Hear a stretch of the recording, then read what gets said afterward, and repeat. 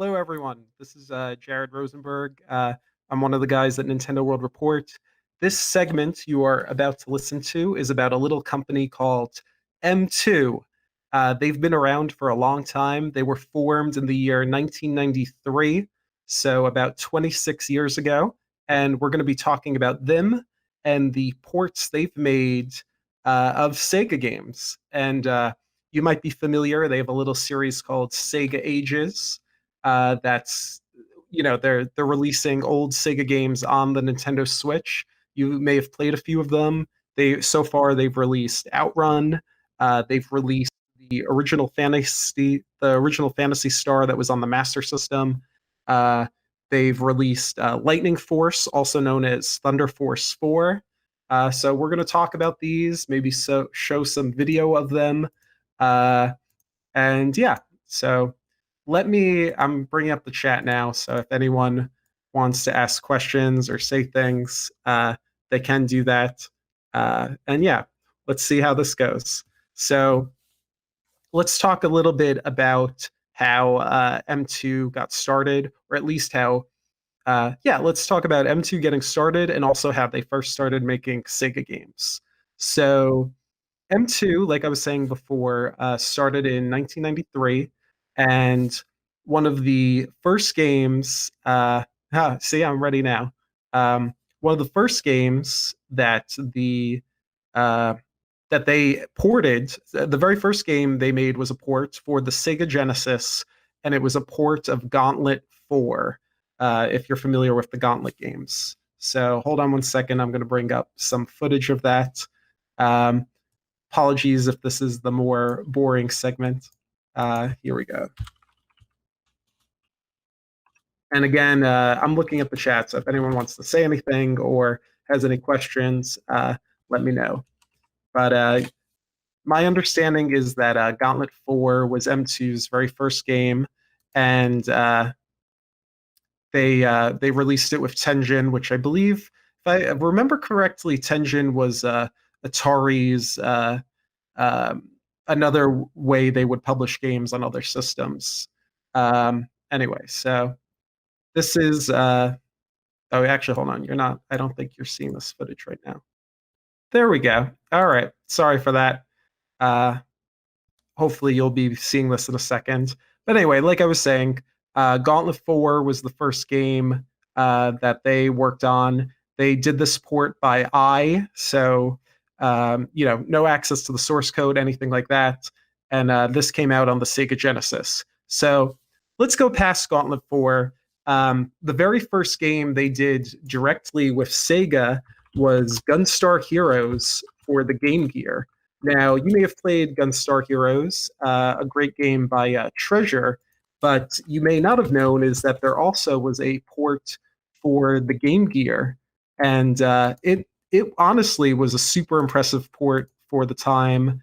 Sorry, this footage might not be the best of it, but it really impressed and played well, and it just shows that like even back in like 94, 95 when this came out that they already were doing an amazing job at porting things. So this is, yep, Gunstar Heroes on the Sega Master System. After that, the I believe let's go far into the future now, or about 10 more years into the future. And afterwards, they ended up porting.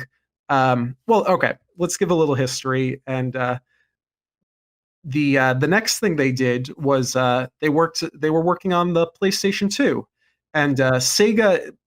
Very few of these games came out here in the U.S. Where I'm based, but Sega had a whole series. They had the first. For apologies. Let's back up a little bit. So there was a Sega Ages series on the Sega Saturn. I believe that is the first time they had a series of games called Sega Ages, which was old Sega games that they released here. And I see Carmine saying the giveaway code word for this hour is Alien Syndrome, a classic Sega game, which was actually part of the Sega 3D Classics collection, ported to the 3DS, but did not come out here. That's an exclusive to Japan. Unfortunately, we did not get Alien Syndrome. Why the humanity? But yeah, thanks for that, Carmine. Um, but yes, Sega Ages had a bunch of games on the Sega Saturn, such as Outrun. Um, that was one of the games that for the time. So back in 1996, when this released on the Saturn, that this 100% was the best port the Outrun that had been released. M2 did not make this, but I've seen they have this great they had a great series of interviews where basically the people at M2 would talk with one of the producers at Sega and just talk about everything, the creation of these games. Quite similar to the Iwata Asks, but just focused on the Sega 3D games. I'll try to include a link or to some of those. A lot of them are no longer on Sega's website. You have to get them from elsewhere. So I'll link to that. That'll be great. You'll have fun reading those. That's where a lot of the information for this is coming from. Um, anyway, so uh, back to this. Uh, yes, sorry if I'm losing, getting a bit distracted. All right, let's go back to the focus. So anyway, Sega Ages. There's a whole series. They had a bunch of games come out on the Saturn. There was Outrun. There was Afterburner. Um, there was Space Harrier. There was what else came out? Power Drift, a great game that finally came out on the 3DS. They had some of their really old games, like Pengo. That was a collection of like super old games that came out on the Saturn. Anyway, this is just some backstory, some history for you. Um, then, after having Sega Ages games on the Saturn, they had Sega Ages games on the PlayStation 2, and they had like 25 different volumes of classic Sega games. So at the beginning, those games were not being developed by M2. They had them. They had some were being developed internally by Sega. Some were outsourced to other companies. Some of those games they had a new version of a somewhat updated version of Panzer Dragoon came out. They completely remade. I think it was Phantasy Star 1 and 2 with 3D graphics. They remade Outrun with 3D graphics. There were a bunch of like updated versions of these kind of games. But anyway, let's go back to M2. We're talking about M2 and them porting Sega games, especially for Nintendo systems. But this is the backstory. And anyway, there was a game called there was a Sega Ages Virtual Fighter 2. Let's look at that. Okay, so this is Sega Ages Virtual Fighter 2 that we're looking at now. This port was done by AM2. If you're not familiar with AM2, that was like the premier arcade developer at Sega. They made the Virtual Fighter series, headed by Yu Suzuki back in the 90s, 80s. They made Outrun, they made Virtual Fighter. They released Daytona USA. They made Outrun 2 later. They made all the big virtual racing, which is M2 right now is working on a port of virtual racing to to to the Nintendo Switch.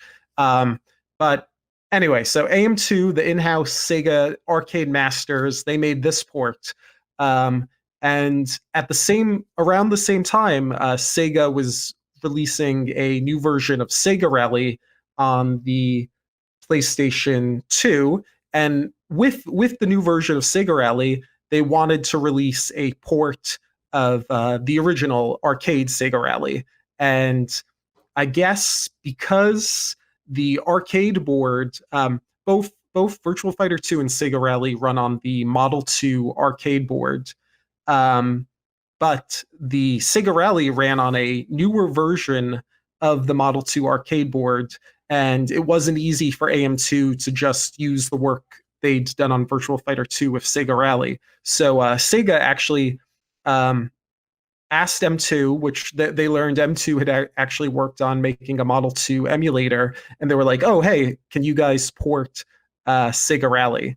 and that was the first job, I believe, like modern porting job that started this whole slew of stuff. So that they did a great job porting Sega Rally to the PlayStation 2. Let's look at that.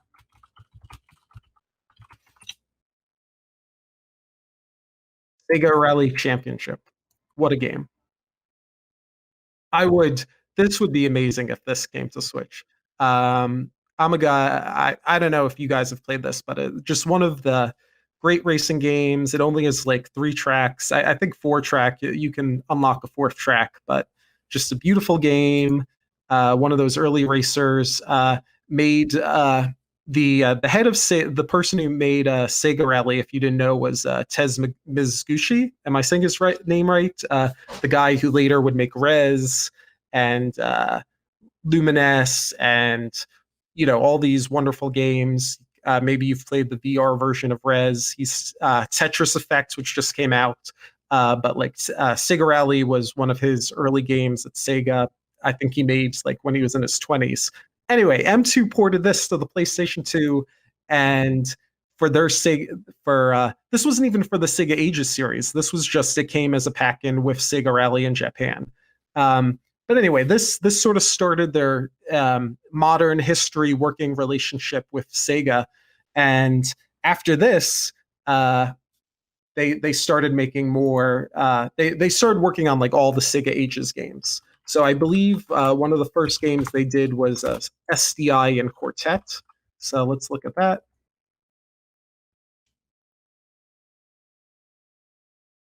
Sega Ages 2500 Series Volume 21. Uh, Hopefully I said that right. Um, anyway, so these are two games. I've never actually played SDI, but Quartet, which we're looking at now, is a pretty awesome multiplayer arcade like side scroller. You could play this. I think the PlayStation 2 version you can only do two player, but the this is the original arcade version, and that supported three players, and it's pretty fun. You're all going around shooting. It's a fun game. This might not be that's not the best description. I only played it once at PAX East on an actual arcade machine. Um, so they did this game. Let's take a look at some of the others. Oh yeah, they ported Gunstar Heroes. That's the other thing to say about these PlayStation 2 collections. What was really cool about them is they would, for example, for something like Gunstar Heroes, it was actually they called this thing the Gunstar Heroes Treasure Box. They also released all the other treasure games. So they released Dynamite Heady.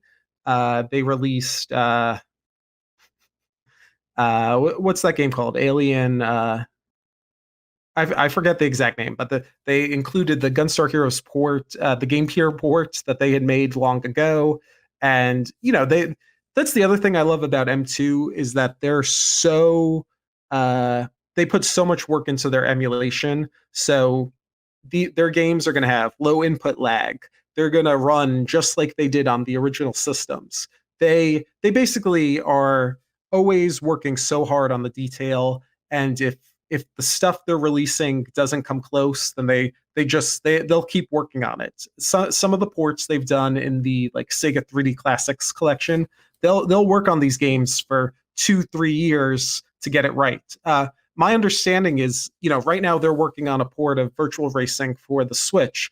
They started work on that on the 3DS. So I think there was a recent interview where they said they've been working on the Virtual Racing port for over 3 years, starting with their work on 3DS. And you better believe if they could have gotten it on 3DS, they would have released it there. Who the hell knows? Maybe they'll still go back and release it on 3DS. I don't think they are, but that would be awesome. All right, let's go a little bit more modern. They made a lot of great ports on PlayStation 2, but then here's one of the first places they started working with Nintendo. And my understanding is they did every single Wii Virtual Console game that released on the Genesis. So they were in charge of those games. So if you have any Genesis games on Virtual Console, M2 did the emulation. So we're looking at the best Sega game ever made now, Sonic Spinball, released in 1993, 1 year after Sonic 2. Of course, Sega of America wants to have a Sonic game in 93, so they're gonna, they were like, hey, Sonic team, make us another Sonic game. But they were busy, so we got Sonic Spinball from Sega Technical Institute. I actually like this game. I'm talking it up sort of big. It's not that great a game, but this was the big Sega Sonic holiday game in 1993. Ended up selling pretty well because of that. It's not that great a game. Anyway, this is random that we brought in Sonic Spinball here. Anyone in the chat who had Sonic Spinball, you could say, Carmine, did you have Sonic Spinball? Um, anyway, so on Wii, they did all the Genesis games. They also did some games for, this is not a Sega thing, but they did some games for Konami. You may have played Castlevania Rebirth. That's another thing to mention is the Wii not the eShop, the Wii Virtual Console store. Is that what you call it? The Nintendo store on Wii is shutting down in a couple days on the 30th. So if you have some points on your system still and you're still trying to figure out what game you want to buy, Castlevania Rebirth might be a good choice. Quite a classic. Yeah, it's honestly a really good classic 2D Castlevania game. And M2 made this. They also did Gradius Rebirth, some other things. And along with this, they also were involved with the what was it called? The Virtual Console Arcade. So they did all the ports for Virtual Console Arcade, which included Space Harrier. Let's bring that up.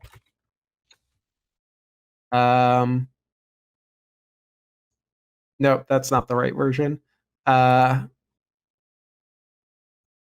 so they released support of Space Harrier on the Wii. Really cool port. You could, if I remember correct, I did own this.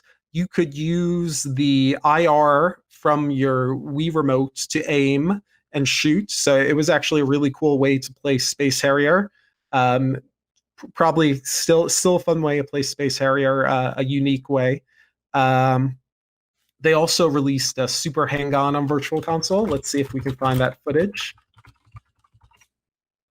Look at this, some footage from Nintendo NWR exclusive. So this is me playing Super Hang-On like 7 years ago. A great racing game. This was also released as a Sega 3D Classic. Highly recommend. It's a lot like Outrun, but there's no... is there branching paths? There are not branching paths. Instead of branching paths, they have different difficulties. There's 3 or 4 sets of courses you can choose from, or paths of courses, and you go to Africa, you go to New York, you go to different places. It's a really fun game. I believe the Wii version supported motion control for this game, so that was cool. That's an interesting thing they did on WiiWare or Virtual Console Arcade. Okay. Thanks for the heads up that there are comments in the Discord. I can go look at that. Cool beans. Let's see. I'm bringing up the Discord now. Let's look at some more footage of Super Hang-On while I go look at the Discord. What area are we talking in? Is it general? Let's see. Yeah, let me know, John, or whoever, know which area I should be looking at. Is it in the telethon area? That would make sense. Let's see. Yes, Shy Guy, Hang-On was great in the arcades. Super Hang-On, if you didn't know, so the original Hang-On had an awesome bike. You would actually literally, a lot of Sega arcade games had multiple different cabinets that they would sell, But along with the classic like stand-up cabinet that just had the handlebars, they had a full bike cabinet that you would jump on and like lean left and right as you were riding it. It was awesome. That was for the original Hang On. But Super Hang On, I think there was a rare limited edition that also had that same cabinet. And they actually had one of those at Fun Spot in New Hampshire. So if you happen to live in New Hampshire by the great giant Fun Spot arcade, you might know it from the movie King of Kong. That's where like half the movie took place. But yes, yeah. Hi, people. Dale Ailing and Senero TV. But yeah, let's see. Freestar said something I love about M2 is the fact they usually include all the versions of certain games for the Ages collections, or include stuff that was only in certain version of some games, adding them into the better version, like adding the extra boss from the Master System version of Space Harrier into 3D Space Harrier. Yeah, Freestar, that is a awesome point. M2 always, especially with the Sega 3D Classics collection, and now continuing with the Sega Ages collection on Nintendo Switch, they keep on adding these little extras, which is awesome. It really is. Um, it's great. Like they're putting so much work into things. So like Outrun on Nintendo Switch has about like 5 extra music tracks that you can play, which is really cool. They have this compilation. First, I love the music in Outrun. Magical Sound Shower, Passing Breeze. These are some of the greatest songs ever composed. If you want to fight me over that, you can. We'll be playing Smash someday. Yeah, you could play Smash against me and like tell me why Sega Outrun music is the best ever or not. Uh, but anyway, they had one of the cool things they did in the Sega Ages version of Outrun that just came out is that they included a song that had only appeared in the Genesis port of Outrun, and now that's in the Switch port. So you can listen to that, and that's really cool. Um, let's bring up Phantasy Star. I know now we're sort of jumping around. I was trying to go in just order of talking about these games, but let's just jump around. And if there's a certain like M2 Sega game you want to talk about it, bring it up in the chat. That's fine. Let's see. Here we go. Phantasy Star Nintendo Switch. So I've been playing this. I don't know if you guys have ever played Phantasy Star. I had never played Phantasy Star. So around Christmas time, I picked this up on the Switch, and I've been having a really fun. I've really been enjoying it. It's one of those early RPGs, which, especially, I guess if you played it back in the day, like the graphics were so much better than everything else that was available. My understanding is that Phantasy Star came out around the same time as Final Fantasy and about a year after Dragon Quest. So I'm sure they were greatly inspired by Dragon Quest. Probably not that much influence from Final Fantasy since they released about the same time. But the one of the interesting things about Phantasy Star is I'm trying to skip around to show you.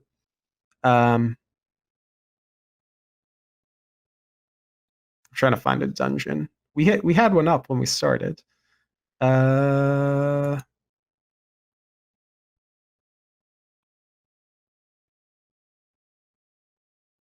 you totally need to play Phantasy Star. It really is a lot of fun.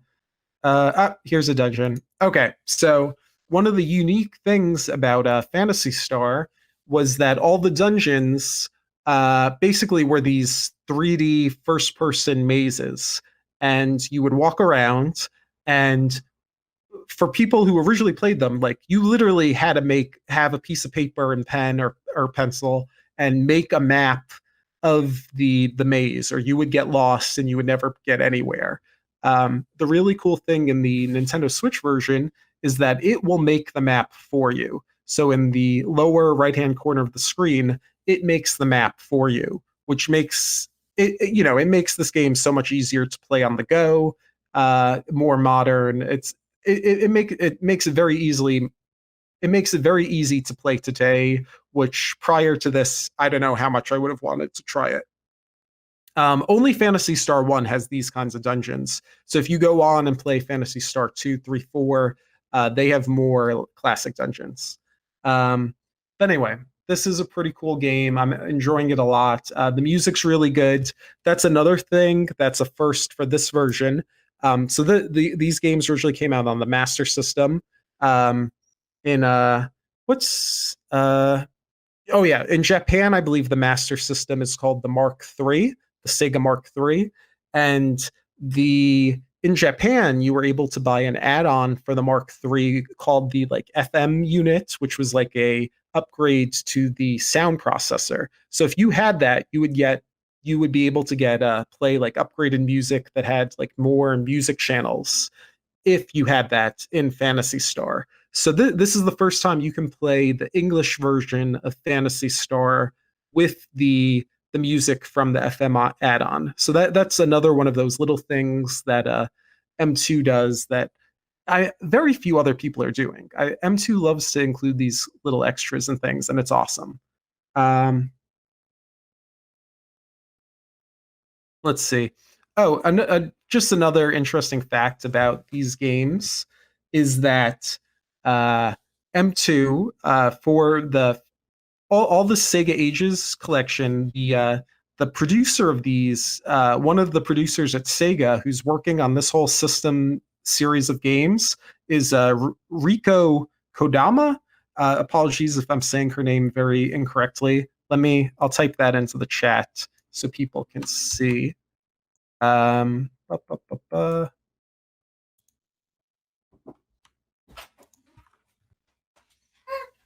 Hello. Oh, I'm at my friend's house and his son just entered the the room. How's it going? Uh, anyway, so hello. I'm doing a live stream. You want to talk into the microphone? Yes. Here, say something. Hey, I'm just good because I'm just good. Hey, hey, no problem. I Thank you, Jed. Anyway, sorry for that interruption. Um, the yes, Riko Kodama. She worked on the original Phantasy Star, so it's so cool that she's a producer of these games. And she also worked on a little game called Skies of Arcadia on the Dreamcast. And we know that Sega is hoping to maybe bring Dreamcast games in the Sega Ages series. So that would be pretty awesome if we got Skies of Arcadia on on on on Switch. Uh yes, yeah, exactly, Carmine. Yeah, that would be cool. Are you saying Video Games Live, the music, the orchestra?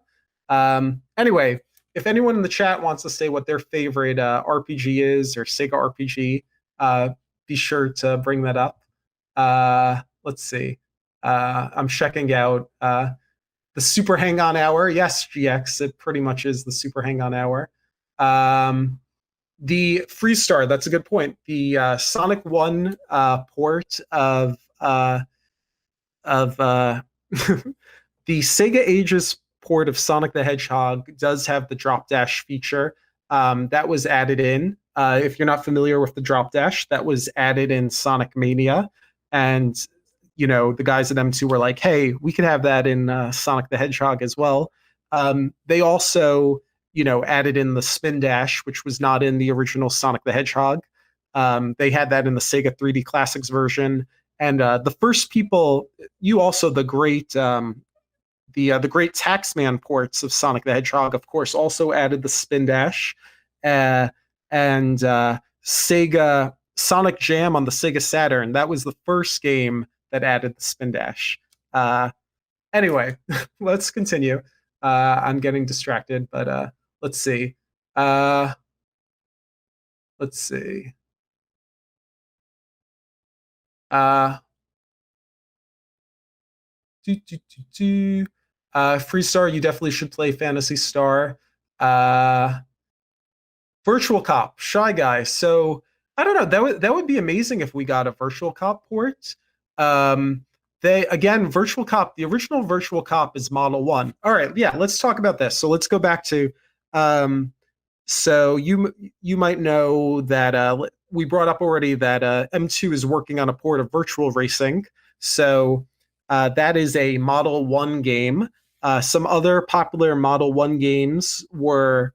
Uh, I believe Virtual Cop was a Model 1 board. Model 1 is the arcade board that these games ran on. So Sega, back in the 90s, there were very few 3D games. So they ended up working with what's the big technology company? Something something. Hold on, I'm gonna look it up because I don't want to just make something up.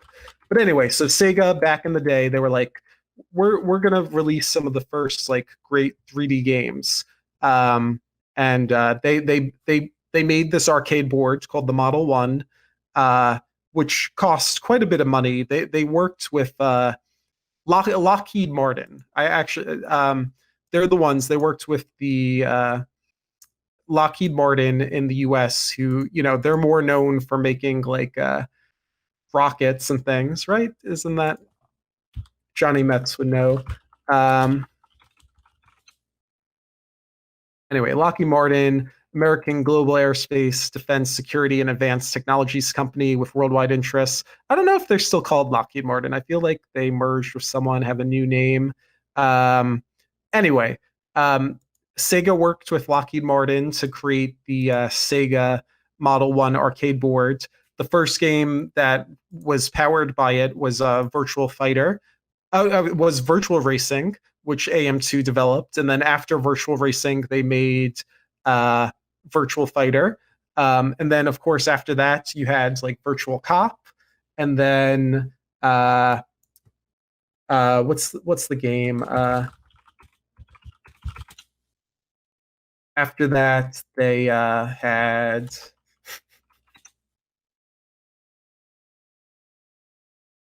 Gunblade New York, I think was also Model 1.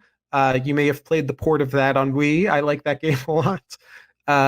Anyway, we're getting a bit I'm getting a bit all over the place. Anyway, back to the point. So M2 is working on virtual racing, but they also said in a recent interview that they want to port Star Wars Arcade. Um, they would love to release Star Wars Arcade in the Sega Ages series. That was also run on the Model 1 board. Let's take a look at that. Not Star Wars Trilogy Arcade. That ran on Model 3, of course. Yeah, let's look at the 32X port because I believe that's the only home console port that ever was released. Looking at the chat again.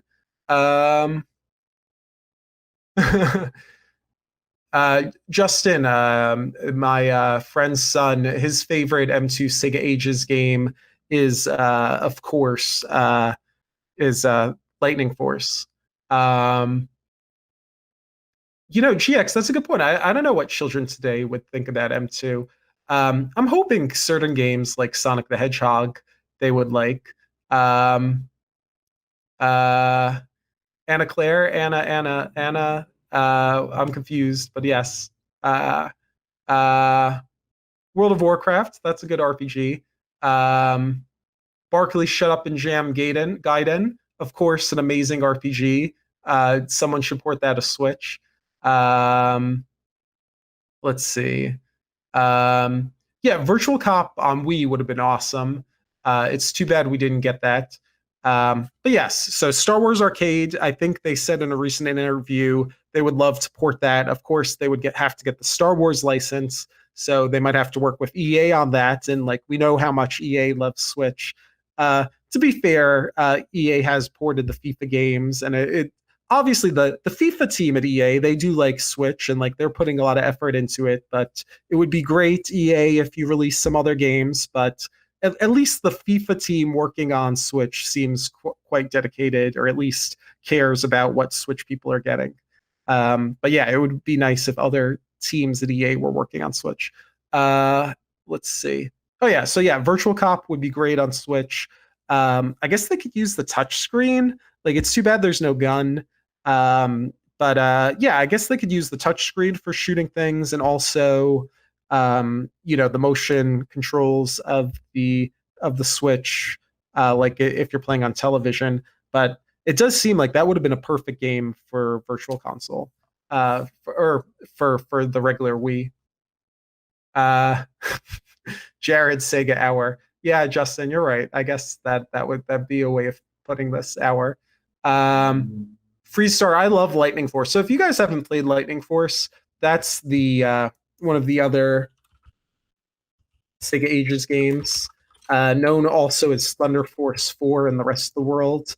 If you like 2D side-scrolling shooters like R-Type 3 or Gradius, honestly, Lightning Force is a really awesome 2D shooter. I strongly recommend this game. Thunder Force 3 is also awesome. They had a 3D Classics version, but that did not come out in the US. Me crying, why can't we get that game, Thunder Force 3? We are getting, I think it's called Thunder Spirits, which is like an arcade port of Thunder Force 3 that has like slightly different levels. So we are sort of going to get Thunder Force 3 because that is coming to the Sega Ages series, but it's not the Genesis version. So anyway, let's see. Freestar. The original Star Wars arcade, that was the Atari one with vector graphics from the 80s. There have been like 20 different games that were called Star Wars Arcade. Let's see.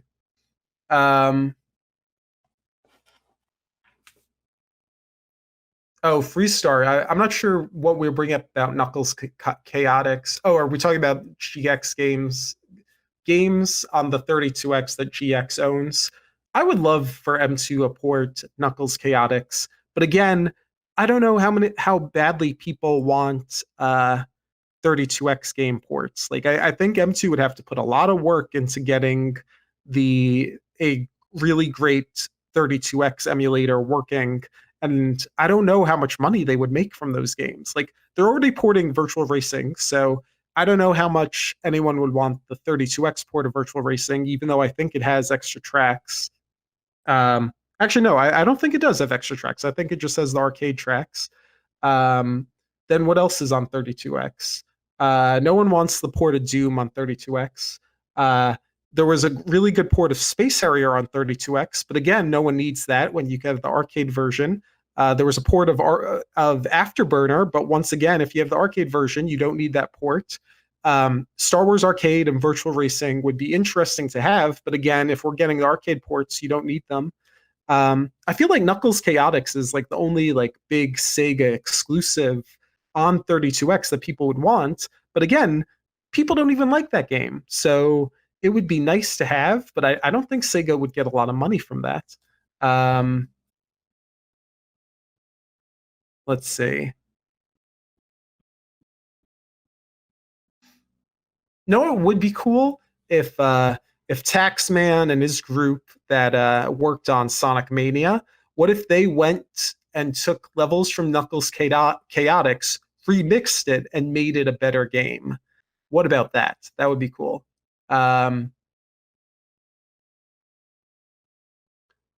What's the 2 frames per second space game on 32X? Arif, I believe that is Dark Side. Maybe that's what you're talking about. Darxide.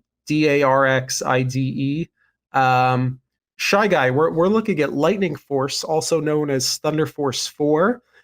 This is a game that is on the Sega Ages series, one of the few games that have released here so far. Actually, I think there's like 4 or 5 games out in North America. Other games have already come out in Japan. But this game wasn't developed by Sega. This game was made by a little company called Technosoft. And Technosoft, they released Thunder Force 1, Thunder Force 2, Thunder Force 3, Thunder Force 4, Thunder Force 5. Herzog Zwei, I think that's also them. That was a RTS that came out on the Sega Genesis. That's one of the, some people would say like that was the very first real-time strategy game. I think others have proved that wrong. But anyway, it's a pretty awesome console RTS. I think Technosoft released that. That would be cool if that came out on the Sega Aegis series. Um, but a few years ago, I think 3, 4 years ago, Technosoft basically was defunct and like some other company owned the rights to their games. But Sega actually bought the rights to all of Technosoft's games. So that's why they were able to include it in the Sega 3D Classics collection, or not the collection, as part of Sega 3D Classics. And then now why we're also getting them on Switch. James is bringing up Lords of Thunder, also a cool game, but not by Technosoft. Let's see.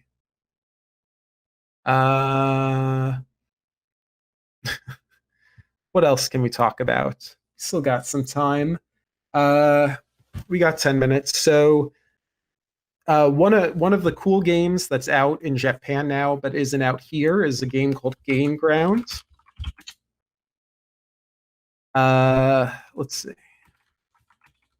To find the video Nintendo did. Does he have a video for this? You would think he does. There's got to be. I think there's got to be. Nintendo.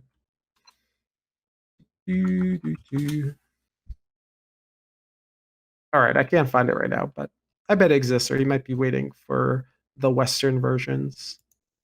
But yeah, Game Ground is a game Sega made, I think 1989, around that, 1988.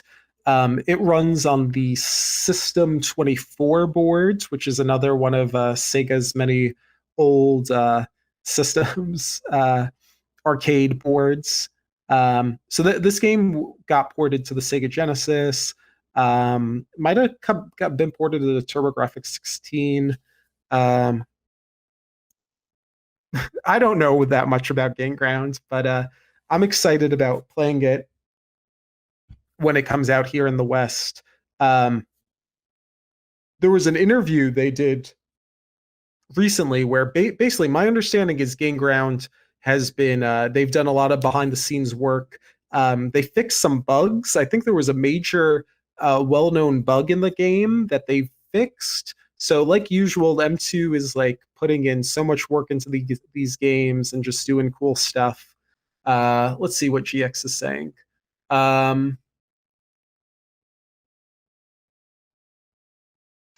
GX said, I wonder how much M2 is able to charge compared to other port houses, particularly for the quality of the work they do. Like the Sega Genesis Classics Collection or whatever it's called, sure ain't running on M2 emulators. You would think they're able to charge a bit of a premium. At the very least, I mean, they spend so much time. Certain games they'll spend a year, 2 years on working out a port. So they're putting a lot of man hours into these things. For the love of it, they want to make these perfect ports. So it's great. I would like an M2 port of the Sonic 3D Blast Director's Cut that John Burden put out as a fan product. Is John Burden the guy that worked at Traveler's Tales, who has a lot of YouTube videos and stuff? Traveler's Tales released Sonic 3D Blast. They also worked on Sonic R. I guess they're more well known now for making all the Lego games. Freestar, I agree. I think Digital Eclipse does a pretty good job at porting games. But once again, M2 is on like another level because the Digital Eclipse collections do occasionally have issues with sound and things, while M2 does their best to have it be exactly like the original experience. And like I think part of it is probably a money issue. I think Digital Eclipse they don't have as much time, and like a lot of their collections are so many more games. Like while M2 is always focusing on a single game, Digital Eclipse is releasing collections that'll have 20, 30 games. So they can't put as much manpower into making sure every single game is running perfectly. Um, shouldn't Sega buy M2? I mean, M2's been around for over 20 years. I wonder if they want to keep their independence. Like, sure, they do a lot of work with M2, but yeah, maybe they want to be able to still do other projects and things. That's another M2 thing that they do that isn't Sega related is they have this really cool thing called, hold on one second. Um, they have this collection that's on PlayStation 4 called the M2 Shot Triggers collection. So this is a collection of shoot 'em up games that they've ported to PlayStation 4. Usually games that were arcade games originally, and one of the games they released on in that collection is a game called Battle Gorega, which is a really awesome shooter. Let's look at that.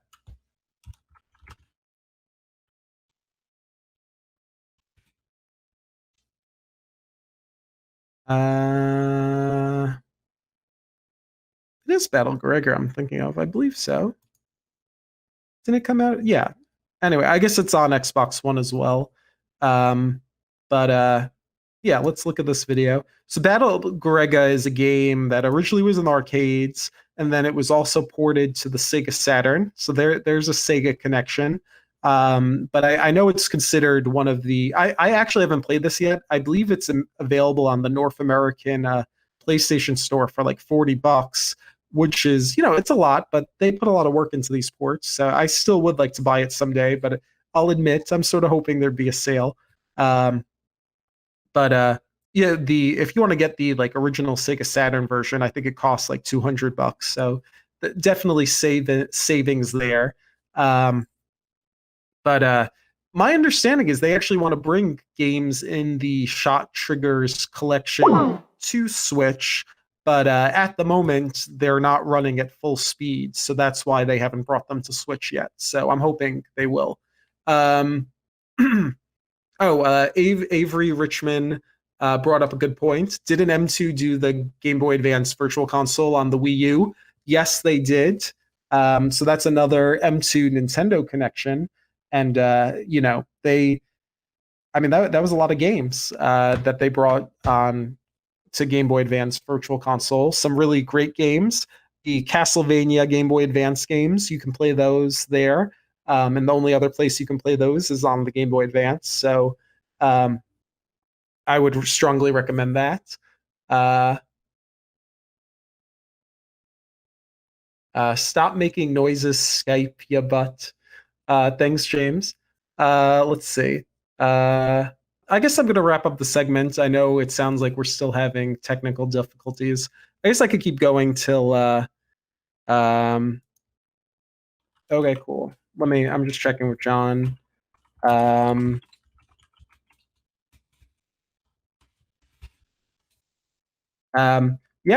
you're seeing the insert coin. So, okay, I'm gonna wrap up. Let's 2 more minutes, or this is the final wrap up. Thanks everyone for watching.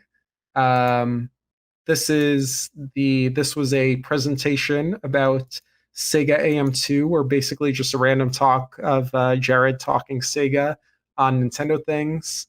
I'm not sure if you're seeing the Daytona USA, but if you are, this is Daytona USA. Were you seeing the like the arcade startup part?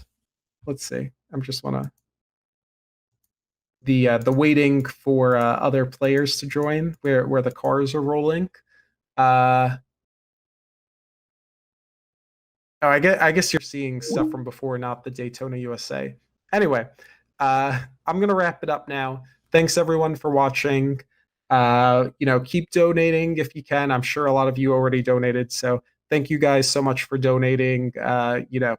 It's a great thing, and everyone eat some lasagna tonight for dinner. I hope you will. Thanks for watching.